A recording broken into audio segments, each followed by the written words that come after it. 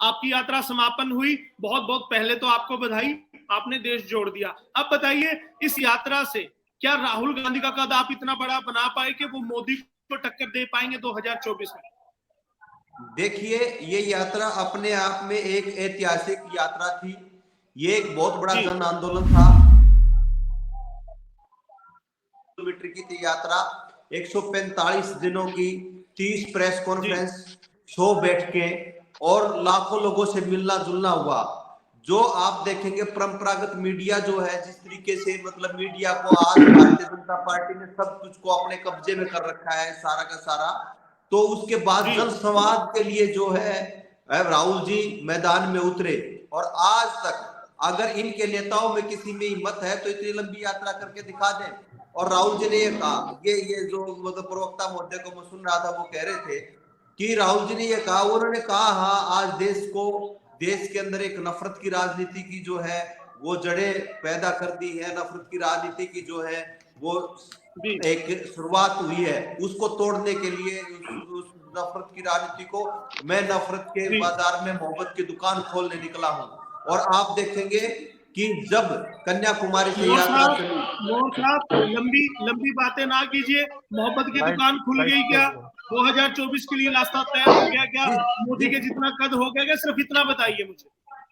जिस तरीके से देखिए, जिस तरीके से लोगों का जन समर्थन, अपार जन समर्थन मिला है, उस तरीके से ये साबित हो रहा है कि यात्रा अपने आप में सफल रही है और राहुल जी अपना संदेश जन जन तक पहुंचाने में कामयाब रहे हैं। और रही नरेंद्र मोदी जी की बात, लेकिन भाजपा क्यों कहती है कि यात्रा कामयाब नहीं हुई और आपको भारत जोड़ने की आवश्यकता नहीं थी, आपको कांग्रेस जोड़ने की आवश्यकता थी? वीरेंद्र चौहान जी क्या कहेंगे? देखिए, हेलो जी, मुझे सुन पा रहे यशपाल जी? मैं ये एक बात कह रहा हूँ कि ये जो मोहब्बत की दुकान और नफरत का बाजार वाली बात है, इस पर सबको समझना चाहिए कि अगर कहीं नफरत है इस देश में तो सबसे ज्यादा राहुल गांधी के दिमाग में है, जो दुनिया के और देश के सबसे बड़े राष्ट्रवादी संगठन राष्ट्रीय स्वयंसेवक संघ के बारे में अनाप शनाप बेहुदा बातें लगातार करते हैं, नफरत उगलते हैं, मुंह खोलते ही राष्ट्रीय स्वयंसेवक संघ को गालियां देना, उसके बारे में उल्टा सीधा बोलना।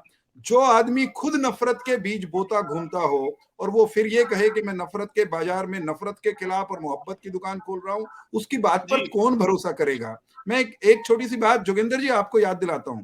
राष्ट्रीय स्वयंसेवक संघ ने 1962 में भारत चीन युद्ध के समय जिस तरह शासन के साथ, पुलिस के साथ सहयोग किया, सेना के साथ सहयोग किया हमारे कार्यकर्ताओं ने, उससे प्रसन्न होकर पंडित नेहरू ने 1963 के गणतंत्र दिवस की परेड में राष्ट्रीय स्वयंसेवक संघ के कार्यकर्ताओं को गणवेश में लाठी लेकर के गणतंत्र दिवस की परेड में शामिल होने का निमंत्रण दिया था। तो जिस संघ से नेहरू जी को भी इतनी घृणा नहीं थी, जिस संघ को वो गणतंत्र दिवस की परेड में बुला रहे थे, उसको उनका नाती राहुल गांधी कहता है कि मैं उसके दफ्तर में नहीं जाऊंगा, संघ तो नफरत बांटता है। तो कहां भाई नफरत कहां है? नफरत तो आप बेच रहे हैं। एक छोटा सा वाक्य मेरा पहले भी रह गया था, मैं वो कहना चाहता हूं मोहब्बत की दुकान के बारे में।